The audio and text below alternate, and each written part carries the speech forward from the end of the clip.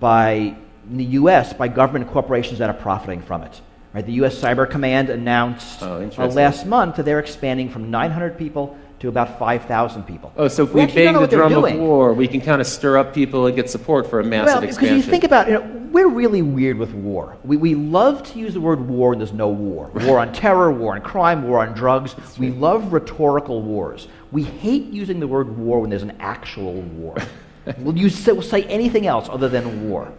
And this is confusing. So metaphorical war is accepted, it's politically acceptable. But what's going on here has kind of aspects of both. So the war on drugs is clearly not a war. Right.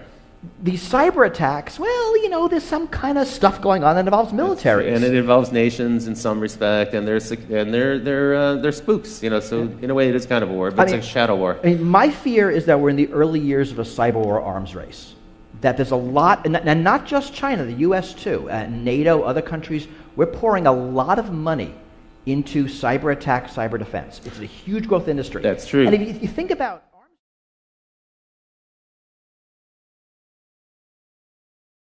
and the drumbeat gets louder every single day. You coined the term wholesale surveillance to describe the way governments are kind of hoovering up data, and in the U.S.'s case, it's frankly because of the massive expansion of Homeland Security after 9/11. Let's take a look at wholesale surveillance by the numbers. So the first number I'm going to show you is 300.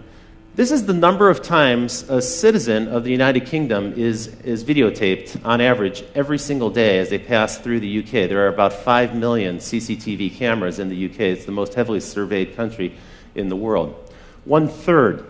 This number represents the percentage of U.S. Air Force craft that are autonomous drones. Most people are unaware that we have 7,500 drone aircraft in the U.S. Air Force right now, and that number is increasing rapidly. And by the way, the Air Force isn't the only government branch that has drone aircraft. We'll get into drones a bit more. But the number that struck me was 40. 40 is the number of attacks every single day by drones in Afghanistan. I was unaware of this until I started to put together the research for this show. So last year, on average, every day there were 40 drone attacks in Afghanistan. 76, this is the number of nations that are rapidly scrambling to get their own drone Air Force fleet. So soon the United States won't be the only country that has drone aircraft, and they're seeking to either develop the technology themselves or acquire it on the market.